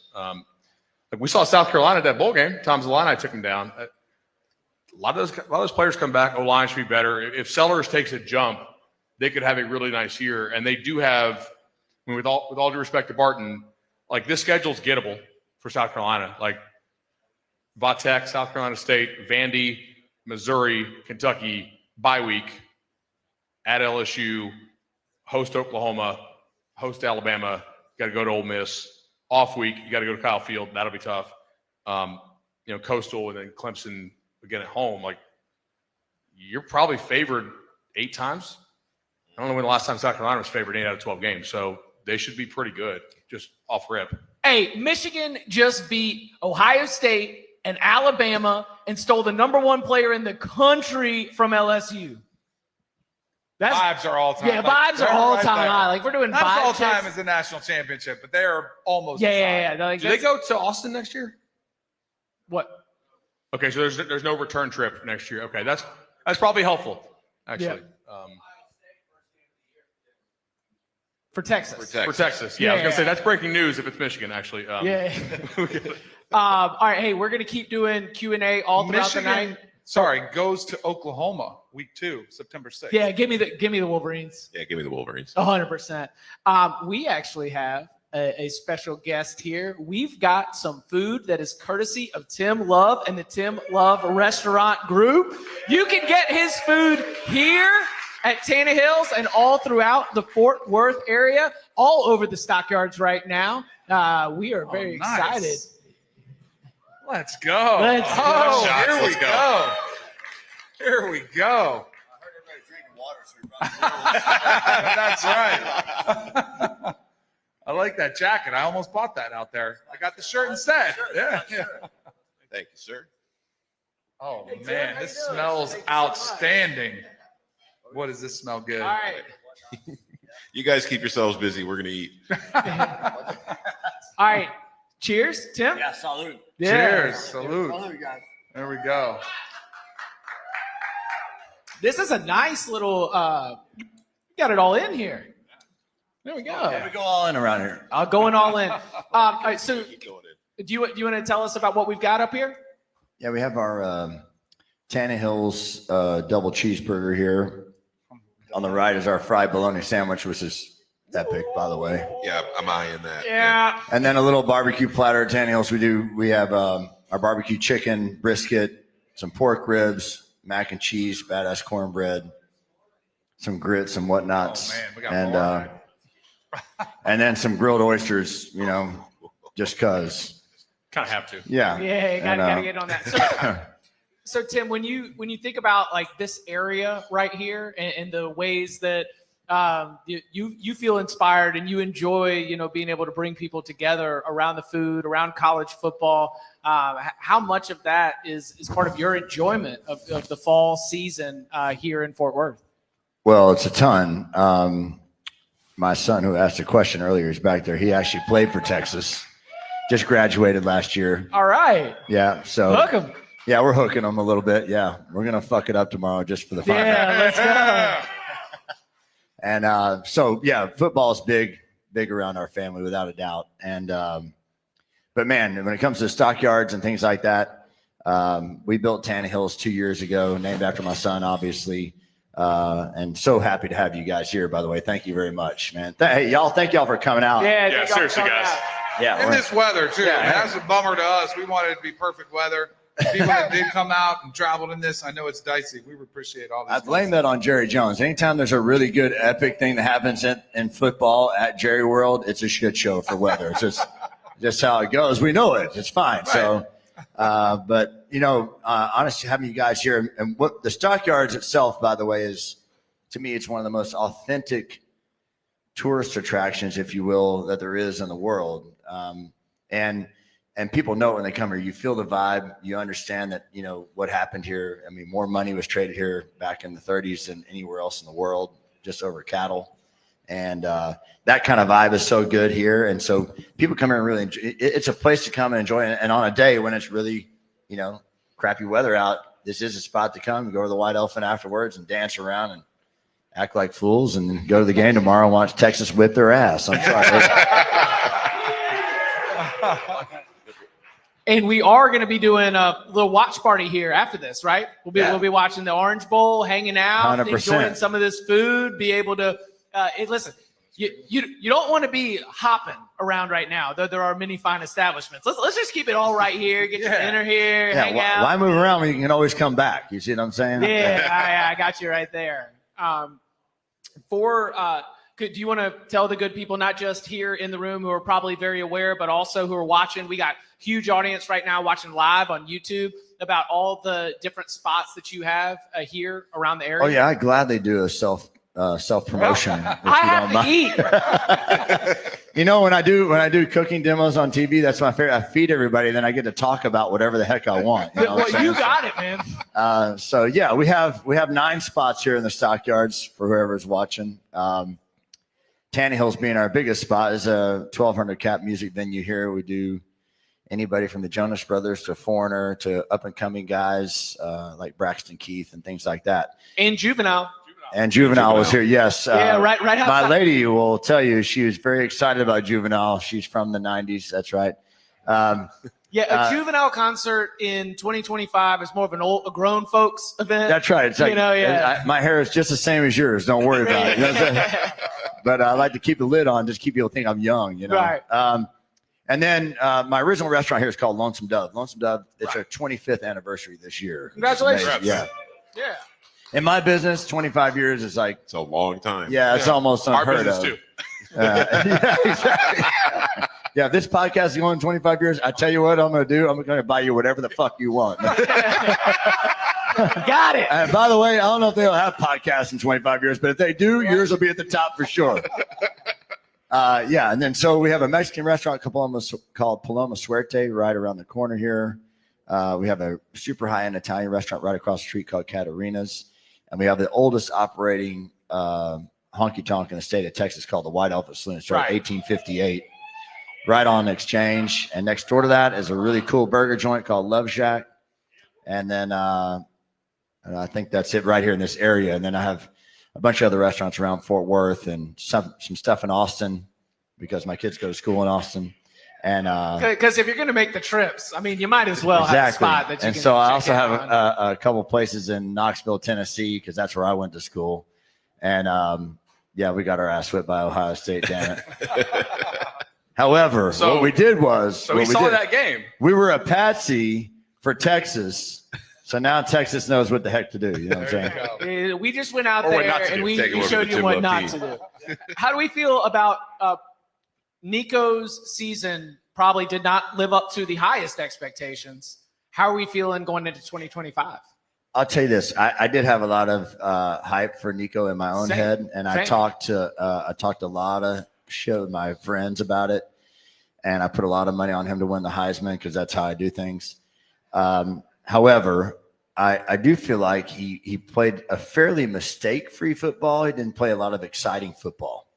And I thought people had a lot of expectations to play a lot of exciting football. And I think he realized how young he was when he played. I think Heupel's a really good coach. I think he's going to coach him up. I think he'll have probably a 2X season of what he did last year. That's what I think. it's kind of what you guys are talking about Ewers, and I was sitting there listening about Ewers, and I know this about Ewers because I talked to my son a lot about it. The team is so behind Ewers, which people don't really realize. I think there's a lot of the media talks a lot about what happens between the two quarterbacks and all that. I think Arch Manning is behind Ewers more than people think, and I think he's a much better player than what we've seen.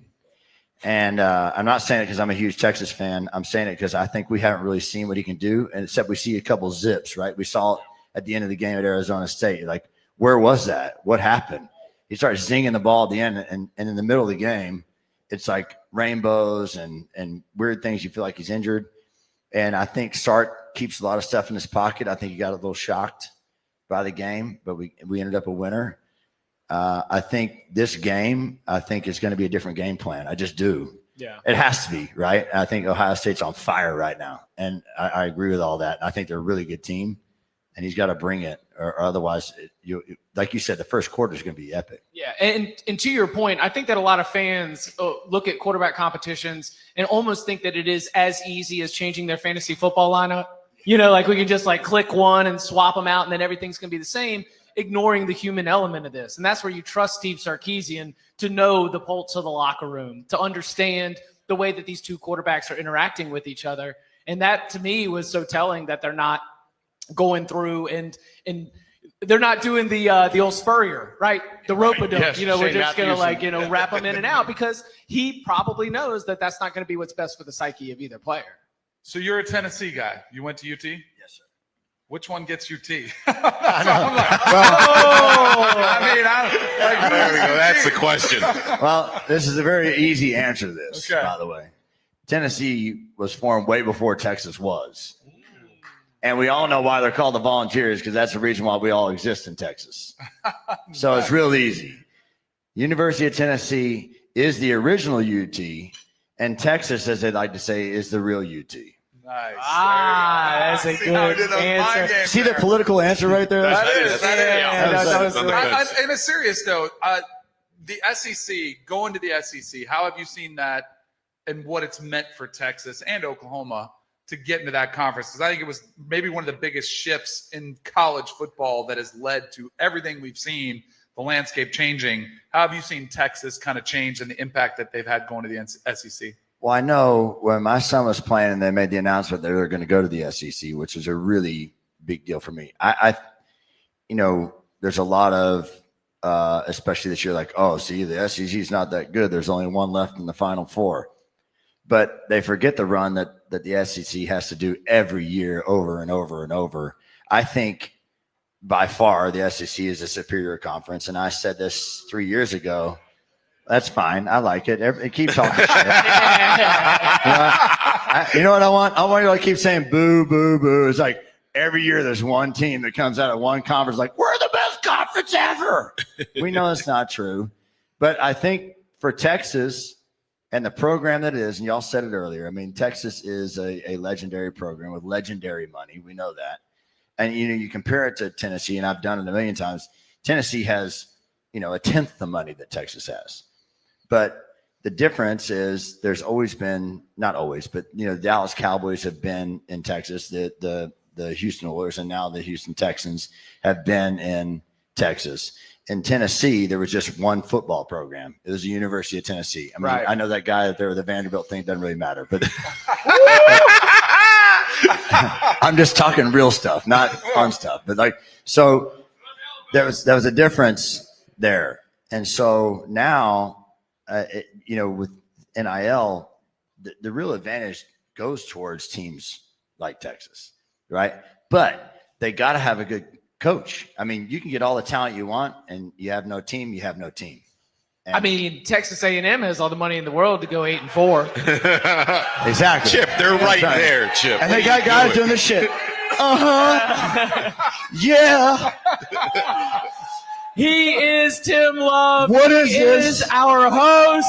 Let's give it up for him. We appreciate it. Thank you so much. Awesome. Check out the food here at Tannehill's. And again, we are going to have food service all through the night as Y'all we have need to a order watch. some of this. This is Yeah. good stuff. It's really We're going to be hanging out. So these doors are going to open up. We're going to be hanging out, watching the games all through the night, get some of this food. It is absolutely delicious. We thank Tim and Tannehill's for having us. All right. Yeah, one more time. All right, Debo, we got another question from the tailgate. Well, we have a lot of Tim love in the YouTube chat right now, so I wanted to rip through a couple of those. Nice. Someone said, Jay Grizz said, I'm going to Tan Hills just to take a picture and get this Cowboys autograph respectfully. This dude is raw. Dude is Fort Worth as hell. I love it. Yeah! Apparently, Mikey isn't working the bleep button today. Yeah, thanks for it's not my fault. We're gonna get the explicit tag this week. That's great. You know Tim is real because he called it a honky tonk. Okay, that's right.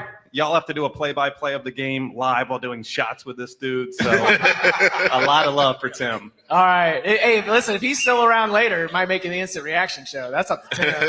He's a very busy and successful. Instant reaction show. Yeah. All right.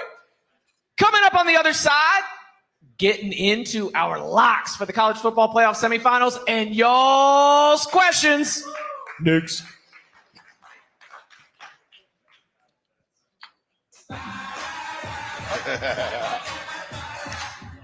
Just when you thought you could get rid of Club Kent, wrong, okay? I got picks to get out, get off my chest. Somebody has to hold it down here in South Florida, so let it be me. Number one, Penn State money line. Notre Dame scored 17 of their points in a span of 53 seconds, including a strip sack from an inexperienced quarterback. That is not Drew Allen. That will not be the case here. Their D-line's banged up, and Penn State will show that, okay? Moving on. I think Texas covers, guys. I think Texas covers. Beating this Ohio State hot hand, I'm willing to bet that Texas's defense will acknowledge that Jeremiah Smith exists, okay? Sue me for thinking that. And I think Quinn Ewers is coming off his best game. I like the high-pressure success we saw from him, the clutch spot gene. That's what I needed to see. And I think this is a closer game than people think. Have fun in Dallas, team. My FOMO's through the roof, but one of us isn't dealing with the snowstorm. So who's the loser now? Boo. Do we want to go ahead and get our other check-in, and then we'll just rock? Yeah. Let's go ahead and get one more check-in, and then we'll just rock with everybody here the rest of the way. Back-to-back state champions. Oh, didn't see you there. This must be the Cover 3 tailgate. Hey, boys. Hey, Jordan. Hey, Mackenzie.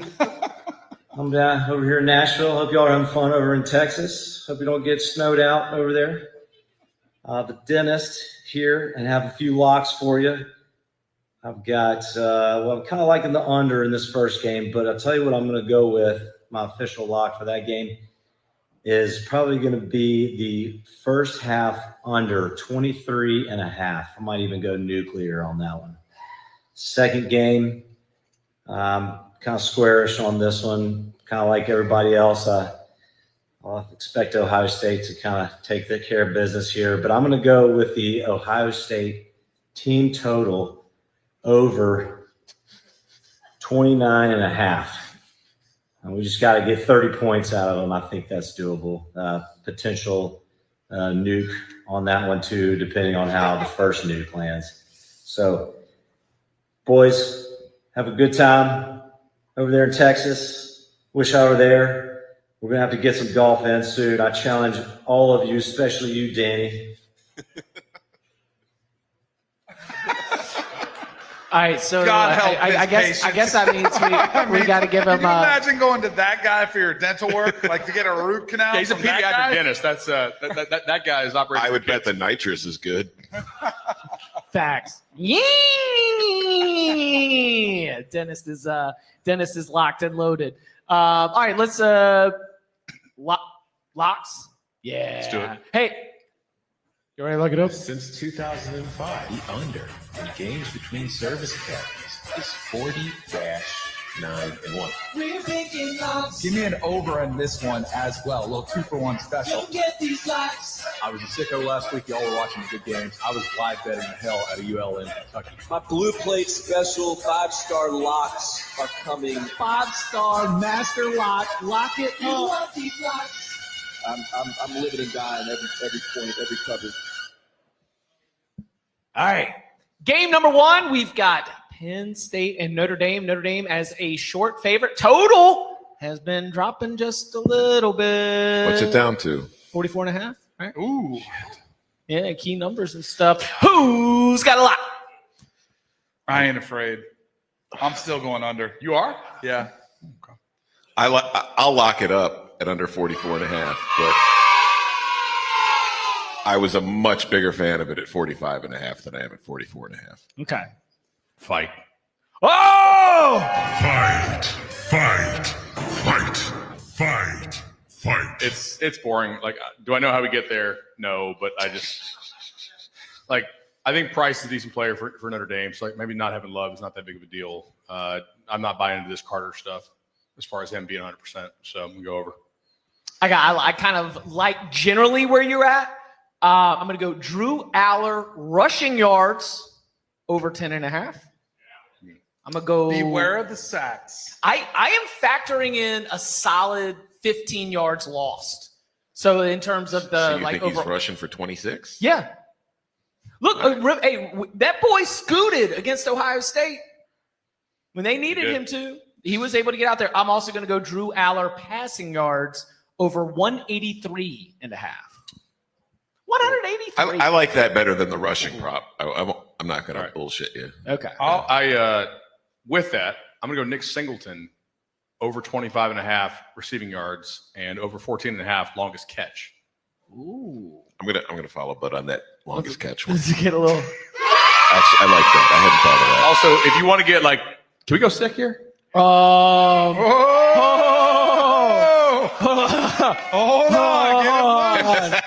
All right. Get him loose. So should Bud go sick here? It's time for sicko mode. Let's go. A little bit lower. I got to make sure it doesn't hit me. If things go wrong, they can be like UMass. In front of a live audience, it's even better. Well, we gotta have Tom show the shirt that he custom made for the genesis of Sicko Mode. Oh, Look yeah. at this. Yeah. Let's go. Hold on. I got the whole quote on the back. You got the whole quote on the back. Yeah, you got to slow down so the camera can catch it. Yeah. It is kind of like a Sicko Mode. Is that like a one of one, or did you make some for us too? It's one of one, but I'd do anything for the cover 3. We appreciate you. You got it. You got a question? Well, yeah, I'm going to jump in early on the AMA since I'm up here and I've got the mic, and you can't really stop me. Right No, we've hit that point. All right, y'all are running it. As an avid fan of day trading Danny, I gotta say, you might want to look into some commodities. A little bit of an unusual investment here, but if Texas does advance to the title game, you got to think that McConaughey is going to kill its separate cattle and make a new, game day jacket. Yeah. So it might be time to put in a put on cattle if the price is going to fluctuate a little bit. It's awesome. At the stockyards, we kind of got to, right? Exactly. You have to at this point. All right. That is gas mask sicko. That is awesome. So buying some puts on. Get some puts on commodities on beef and cattle. All right. Yes. The real question, though, if we are all, podcast Ain't Play Nobody, appreciators, lovers, as well as Cover 3. Shout out to those guys, RIP. But let's just say that Bill Connolly is the actual commissioner of college football at one point.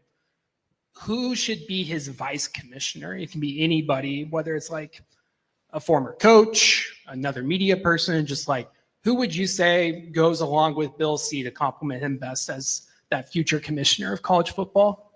Are we just christening Bill? Because I want to. He had a whole campaign for SB Nation. It was like, yeah. He had a whole 10-page He's website. great. I love Connolly, but I'm not going down without a fight. Danny's taking him down. DK for VP? Yeah. What do we think? I actually think would be good is who Stanford just hired to be there. Andrew Luck. Yeah. Yeah. I think he'd be really good. Somebody who's younger, who is, recently out of the game, smart guy. I think he'd be great. Everybody brings up Nick Saban, who obviously I think would be a great choice. I don't know if he wants to do that. He's got a pretty good thing going at game day. But I think he'd obviously be somebody who's dialed in. I think Mac Brown here in Texas, the guy is like a statesman. He is the godfather of the coaching community, which is very much a fraternity. he is the god. Like, he is the guy that keeps in touch with every coach. I think Mac Brown is very in tune with the game. I think he'd be a great commissioner or vice commissioner. I've got a boring answer. I'll just go with Greg Sankey. Yeah, No. the most powerful guy in the sport right Well, now. no. We have to compliment Save Bill, college football. right? Like if you're gonna have like Bill's gonna. No. Greg will overthrow Bill within minutes. Oh yeah, But I'm that's just true. saying, like, He's I the think next Dick Cheney. You can't coup. do that to Bill. You can't Dick Cheney him Listen, like this that. is And to think this is I was business. and to think I was gonna wear my bathrobe for you tonight, Tom. I'm a little disappointed we didn't get the bathrobe. It didn't fit in the bag. I want to see like Bill and Pate just to see like Bill's brave, Oh, like brave. Bill Connolly and Josh Pate would be That would be hilarious. amazing dynamic. All right. That's actually. Well, you guys are the best. We love y'all. We Appreciate love you, you. Tom. You too. Thank you so much. You want to step up? Yeah. It's awesome. Tyler from right here in Fort Worth. What's up, Tyler? Appreciate it. I like the lid. Let me lead you right back to locks. Ken's might be the only person in America who wants to bet Texas right now. Why is the line only 5.5? Ooh. All right, so we are actually debating this in a little chat I had this morning. It was like, because my buddy was like, I made it 8.5. And I was like, are you making Ohio State like north of a 30 on like a power rating standpoint? Like, this is like super nerdy shit. Sorry, but like, or are you making Texas like a, like, are you like basically jacking Ohio State to like a 30 and you're calling Texas like a, 21.5, right? And he's like, it's kind of more of that. And I'm like, yeah, but I think Texas has more like upside potential left in the tank. Like Ohio State probably can't play any better than they've already played. Whereas like you have to kind of respect like athletically, Texas does have the ability. It's kind of like your buddy who's like a 7 in golf is like, shit, he hits it 300, he just sprays it. But like you don't want to be the guy giving him 4 strokes, or if you're Danny, probably give him like 11 strokes because he's a stick. It's like that one day he doesn't lose any balls, you're just cooked. Like I think Texas has the ability to kind of play to that level, and it's hard to win by multiple scores. Like the sport is compressed. Yeah, that's to me. It's like we're dealing with the idea that Ohio State has been deemed by the market and the odds makers as the better team, but everyone sees a competitive game. Right, and there's except there's Tom two games of Fornelli. that. Except me. He sees $1 billion as the line. By $1 billion. Like I took Texas under 23.5. Like I think that's the better way to play. I think Ohio State's defense is more bankable. All right, everybody be quiet. We have a Seminole here who wants to step There we up. go. Oh, man. There we go. The guy's got balls after no. 2 10 seasons still wear. I like it. I was going to say the same thing, the exact same thing. They're kicking off next year, so who's on the bigger hot seat, DeBoer or Norvell? And that's question 1. I have a part 2 of that. And they play each other week 1. Week 1. It's going to be awesome. I'll In see you all there. I think it's. we need to do a cover 3 tailgate from Tallahassee. Let me ask. I think it's Mike Norvell. What's his buyout? Undefeated. No, his buyout. He did go undefeated a year ago, though. I think his buyout is still prohibited. It's like low 50s after next year. I think it's Kalen DeBoer. Under the idea that like Bama might be a little crazier. Yeah. Yeah, I think so too. Yeah, I would go Kalen. Not by much. I think I think both of them better win football games next year. But I think if Norvell goes 8-4 next year, I think he's fine. And I think if DeBoer goes 8-4, he might be fired. I understand that, but Norvell has already hit the nuclear option of I'm going to rebuild the staff. Right. Mm-hmm. And when we know about coaches on the hot seat, one of the things that we find so often is right before they get fired, one of their like last death rattles is just rebooting the entire staff. And I agree that the defensive coordinator hire is a capital S significantly more inspiring than the offensive coordinator hire. Shout out to all the putt-putt establishments all across the Tallahassee area. Yeah. But I'm going to say Norvell is probably on a hotter seat. I think Kalen DeBoer can right the ship. He was legitimately don't show against Oklahoma from being in the college football playoff. Florida State was the first ever 17th place team in the ACC. 18th if you include Notre Dame. That is true. And Jim Phillips would love to. All right, what's part 2? Part 2 is this is from Ryan, who's a fellow Nole. What would you do to change the NIL system to hit what you said, Danny, have more of a balancing act within the game? Yeah, we need some structure. We need some rules, some regulation, but we're still a ways from that because the universities don't want to give up the amount of money they make off of the players. And we were talking with couple people earlier tonight about the new 20 million, the rev share that's coming into the system next year, which is great. And the universities will have more control, and the athletic departments will be able to pay the players directly. But the collectives still aren't going away. The schools like Texas and Ohio State who are willing to go above and beyond will still do that in order to get a Bryce Underwood or an Arch Manning or whatever the next hottest player in the country is. To get it to a place where there's true parity, where it is closer to the NFL, there's got to be – the players need to have a voice. So until there's a union and somebody bargaining on behalf of the players, which the universities don't want to have happen, it's going to be the Wild West still. It's not stopping, I don't think, for the next 4 or 5 years, unfortunately. There's also kind of the marginal dollar argument here, right? Everybody. The what? Marginal dollar. Right. What's the most important $1 million you'll ever make? Your first $1 million. Everybody who gives a shit has got 14 or 15 to play with for football, basically. And then it's kind of how much are you going to come over on top with your raise from your boosters? Everybody from house, if you're a top 30 program, is actually going to have 14 or 15 to play with. The difference between 14 and 25, it ain't nothing. The difference between 3 and 14 is huge. So now everybody's got players. I think the transfer portal this year, I say it sucks, but a lot more schools have money to hang on to the good players that they actually like. And it's hey, man, are you happy here? Are you playing here? Are you getting playing time? You like your coaches? Your girlfriend's here, whatever. Here's 1.2. Are you going to leave for 1.4 to go someplace that you've never lived before? You don't know your teammates. The answer in many cases, I think, is no. If you were making 100 and the other school's here's 1.4, hey man, peace. So I do think that the house settlement is probably good for taking the number of teams that can actually compete on that level from 12 to more 25, 30. Yeah. Basically everybody upper half of P4 has at least 15 or 14 now, and they're all going to come on top of a little bit. I mean, maybe Texas is yeah, we got 30, and then okay, well, good on y'all, and that's obviously great for them. But I think it's going to continue to spread out because kids still want to play, and if you can play early and get paid, you're not going to sit the bench for 2 years to wait. I don't care how good Kirby Smart is at developing talent. You're not going to sit there for 2 years. Does anyone know what Northern Illinois' NIL evaluation was? Before they got added to the Mountain West? Or less than $1 million. Yeah. Not enough to buy the mountains that they need. Yeah, to be in that they need it for the Mountain West. Probably less than the kicker for Notre Dame and missed all his field goals against them. There we go. All right. I appreciate it. Noah from Fort Worth. What's up, Noah? So I have one prop question and then another just AMA general one. The prop one, Quinn Ewers on over-under passing yards. Does the fact that he's playing his old team have any impact whatsoever, motivation-wise? So revenge game? Potentially. Who knows? Yeah, but he got the better end of that deal. I was going to say, they probably want revenge on Quinn. Yes. I would say over because if the run game isn't working, then he's going to have to get a lot of passing yards from the screen game. And you just got to think that and if they're trailing, if it is by $1 billion, they're going to have to start chucking it. Then he's going to start chucking it. So I'm generally, throw in a Ryan Wingo crazy play along the way. So that's kind of where I'm on over. Yeah, I'd go over. And then for the AMA part, so for next year, one team in each Power 4 conference that was not ranked in the top 25 at the end of the year, who is one team that can be right in the playoff mix next year?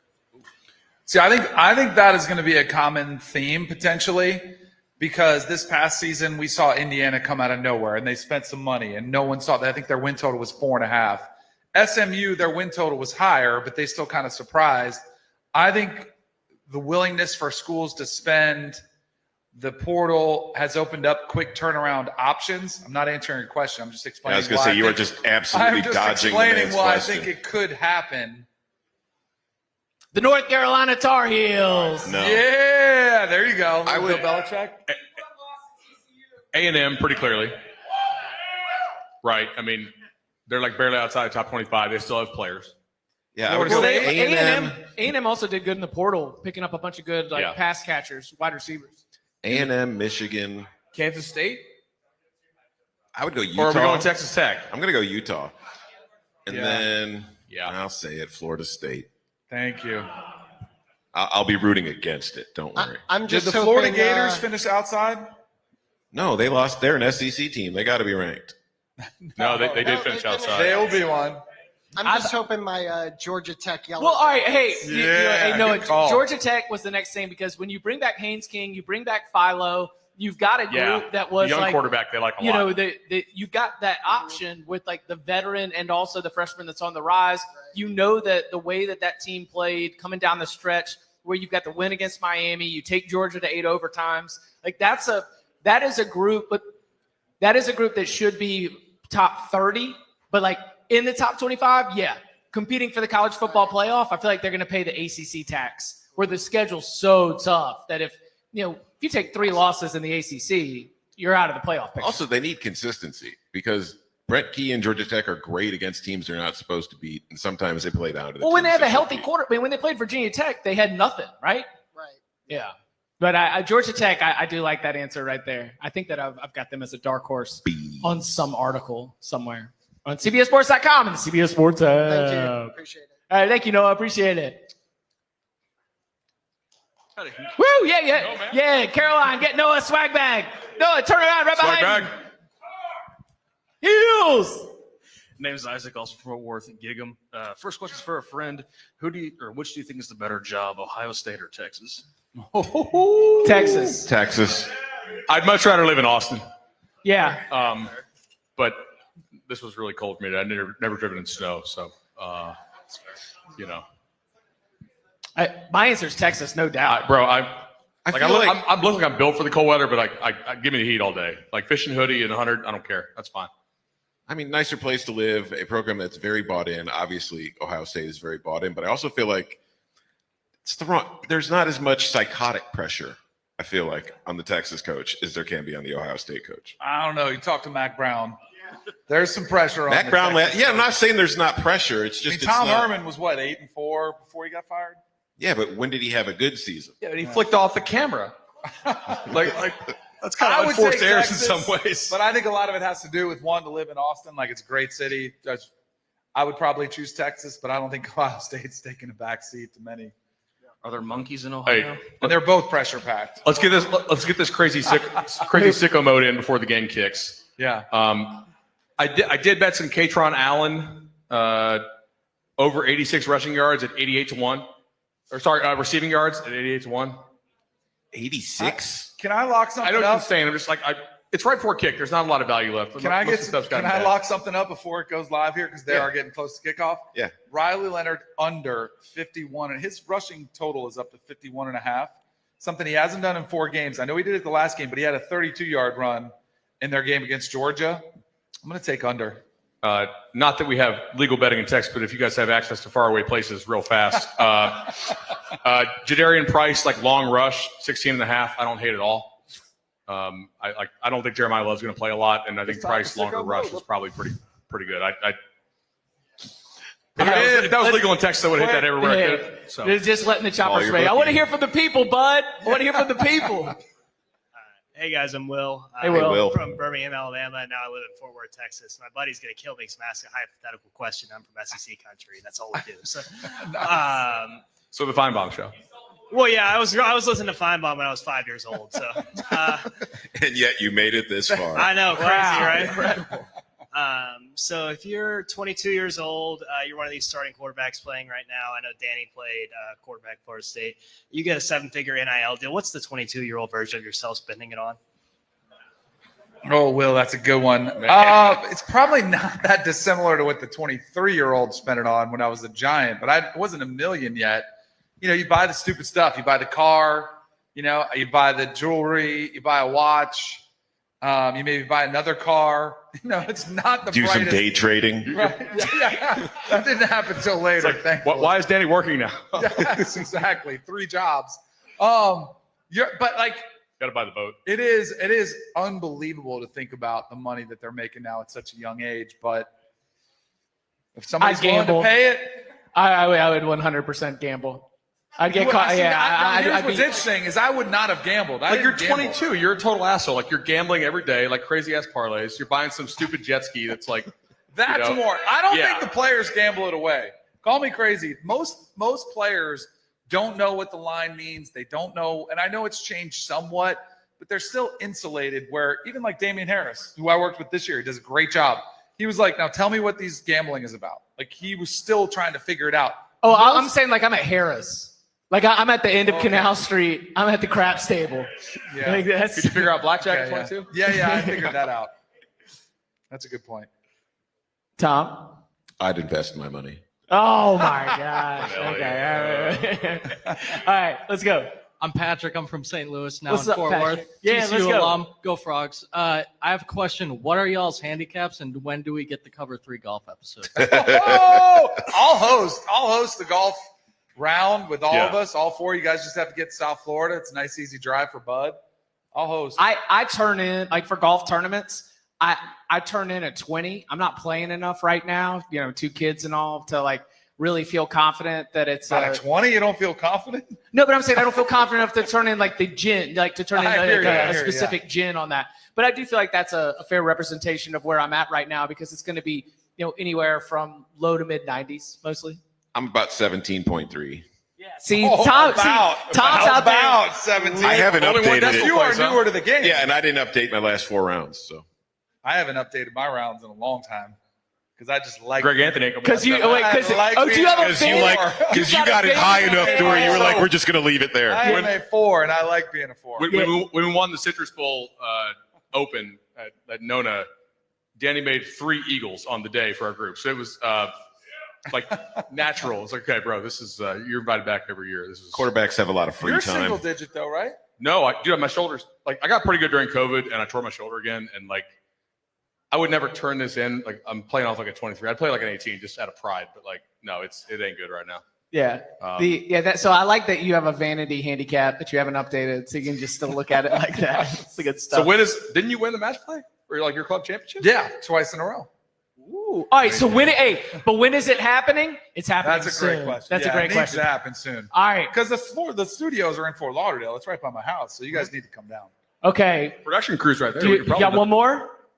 All right, quick one, because the game is kicked off. The game has started. The game is kicked off. We're about, and by the way, please hang out. Sticking around. We are hanging out. We can keep chatting. We're gonna be able to. Those doors will be open. We'll have the game on all over the place, because this is gonna be the place to be here on Thursday night. Yes, sir. I got to show some love to the Big 12 with this question. Nobody else does, but I got to show some love to the Big 12. Did West Virginia make the right hire in getting Rich Rod? They interviewed Brian Hartline, right? How is Rich Rod going to do back at West Virginia? I prefer the Rich Rod over Brian Hartline. Yeah. Somebody who hasn't called plays. So that's part. It's interesting, right? But he's got the best recruiter, Yeah, he's a group, but I think Rich Rod is no slouch at recruiting, and I get like it feels like you're just going back to the well. Go. Hit the long one. Go. Oh, boy, right there. Is that over 14 and a half live? And you got it, right? That's right, bitches. Let's go. So, Hey, Let's put it on. West Virginia absolutely made the right hire, because Rich Rod is a tone setter. Like that is somebody who's going to like change everything in that locker room and all throughout the that's definitely over. all throughout the culture. I'm going to say something really quick. Have an episode with the girls on and bring like your wives or like the women in your lives that idea. love football. I like that idea. Okay. Good You have a stuff. question?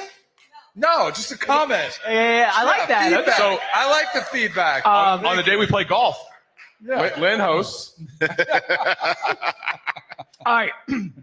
Again, watch party follows this. Real quickly, I want to say thank you to Chris and Travis for sort of bringing this to our attention. C3 Presents, Live Nation. I mean, they had the idea. They said, hey, we are huge fans. We think that you guys would be able to bring the great energy and chemistry you have to a live audience. So a thank you to them. A huge thank you to Tannehills. A huge thank you to our production crew. Give it up for everybody around here. These are the best in the business. We are on the road with these guys all year long, and they've literally like braved sleet and snow to be able to come here and allow it to not just bring it to you, but to bring it to everybody. And this has been a lot special. Mostly thank you to y'all for being here. We will do this again, and it is because y'all have made it such a great success. And you can follow him on Twitter at Tom Fornelli. You can follow him at Danny Kanell. You can follow him at Bud Elliott 3. You can follow me at Chip _Patterson. Gentlemen, Thank you very much. Thank you. See ya. Put on the game.